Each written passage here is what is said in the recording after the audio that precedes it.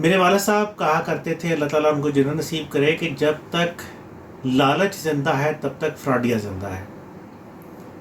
अस्सलाम वालेकुम, मेरा नाम डॉक्टर ज़ियाउल हसन है। forex.guru.pk की एक और वीडियो के साथ मैं आपकी खिदमत में हाज़िर हूँ। और हमें हमारे यूट्यूब चैनल पे एक सवाल मौसूल हुआ है जो कि बहुत दफ़ा मौसूल हो चुका है।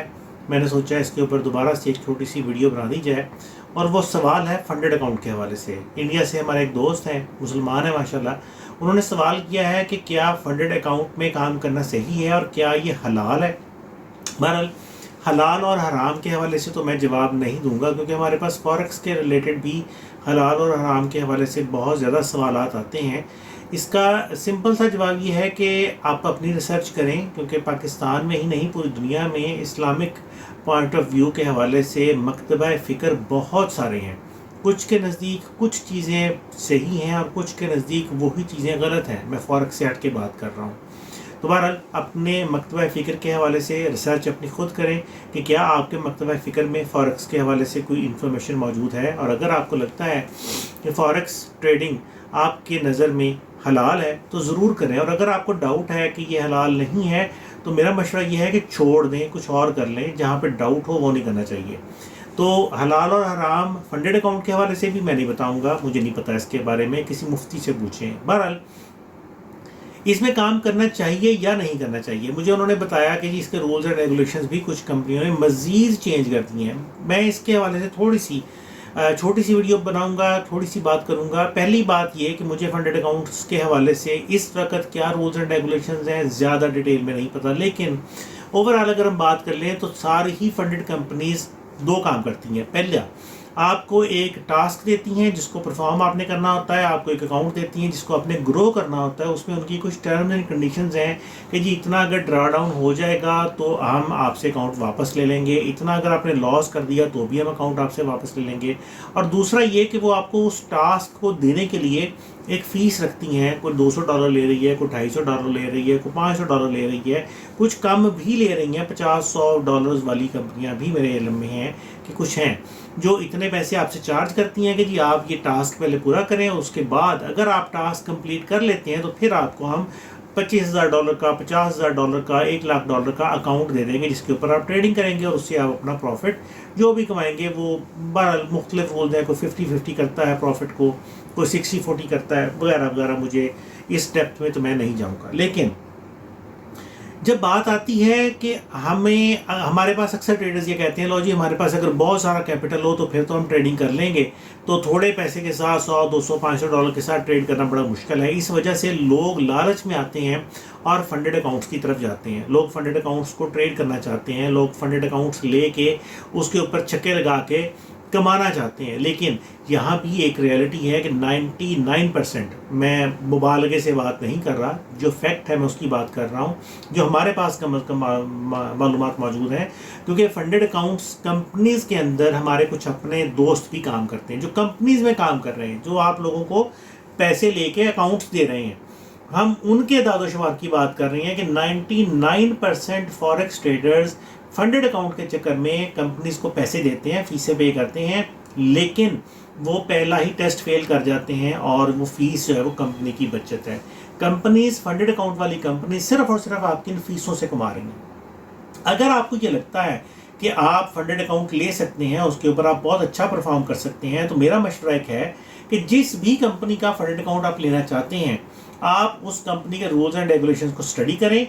जितने का वो फंडेड अकाउंट आपको देगी उतने का एक डेमो अकाउंट ओपन करें।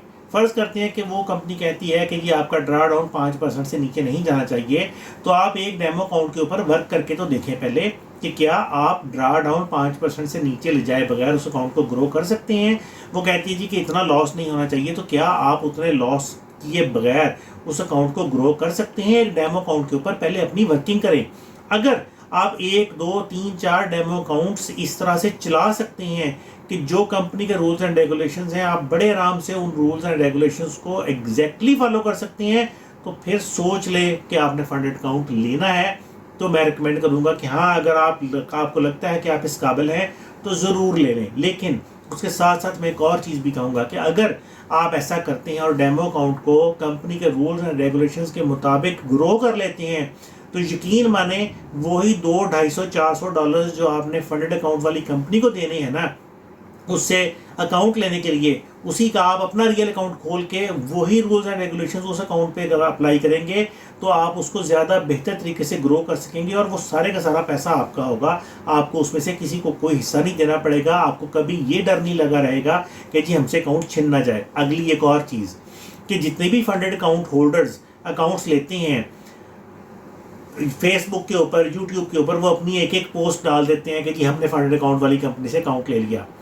99% ट्रेडर्स जिनको अकाउंट मिल भी जाता है वो भी पहला विड्रा तक नहीं पहुंचते। अगर कोई पहला विड्रा ले लेता है तो दूसरे विड्रा तक भी नहीं पहुंचते।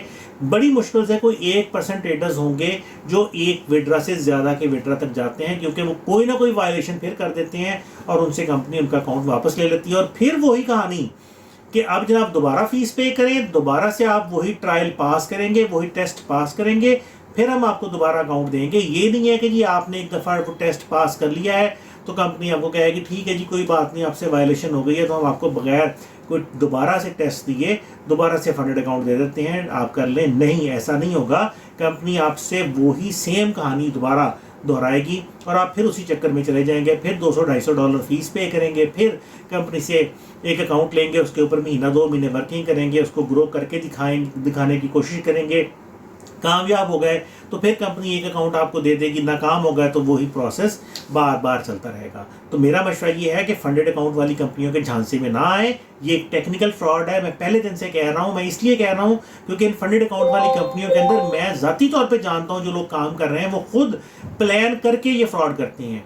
मैं ज़ाती तौर पे मेरे कुछ मैं नहीं नाम लेना चाहता, मेरे कुछ अपने प्यारे हैं जो इन कंपनीज़ के मालिक हैं, मेरे कुछ अपने जानने वाले हैं जो इन कंपनीज़ के वो रूहे रवां हैं, चलाने वालों में से हैं। वो खुद कहते हैं कि यार ये फ्रॉड की बेस पे बबली सिस्टम है और इस सिस्टम में हम सिर्फ और सिर्फ लोगों से कमा रहे हैं, क्योंकि ज़ाहिर है हर बंदा कमाना चाहता है। आप भी कमाना चाहती हैं, वो कंपनीज भी कमाना चाहती हैं। उनको पता है कि लालच दे के वो आपसे पैसे निकलवा सकते हैं और आपको लगता है कि यार हमारे पास बड़ा सारा अकाउंट होगा तो पता नहीं हम कौन सा तीर मार लेंगे। तीर मारा जा सकता है, अपने छोटे अकाउंट के साथ भी मारा जा सकता है, लेकिन मेहनत शर्त है। ऐसा नहीं होता कि आपके पास $100 का अकाउंट है और आप उसको ग्रो नहीं कर सकते और आपके पास $1,00,000 का अकाउंट आ गया और आप उसमें पता नहीं क्या कर लेंगे। ऐसा बिल्कुल नहीं होता। जहाँ पे कंपनी $1,00,000 का अकाउंट दे रही है वहाँ पे आपको रूल्स एंड रेगुलेशंस भी इतने सख्त दे रही है कि आप ज़रा सी गलती से वो अकाउंट आपके हाथ से निकल जाता है। तो इस चीज़ को सोचें, गौर करें, अपने पैसे ज़ाया मत करें, वही पैसे अपने रियल अकाउंट में लगाएं। लेकिन पहले डेमो अकाउंट के ऊपर प्रैक्टिस करके देखें कि आप वाकई ग्रो कर भी सकते हैं कि नहीं कर सकते। हम डेमो प्रैक्टिस के ऊपर फोकस नहीं करते, मेहनत के ऊपर फोकस नहीं करते और बैठे बिठाए पैसे कमाना चाहते हैं, तो ऐसा नहीं होता। गौर करें इस चीज़ पे और अपनी दुआओं में मुझे याद रखें। इंशाअल्लाह आप लोगों से वक्तन फ़वक्तन मुलाकात जारी रहेगी। तब तक के लिए मुझे डॉक्टर ज़ियाउल हसन को forex guru.pk से इजाज़त दीजिए। अल्लाह हाफिज़।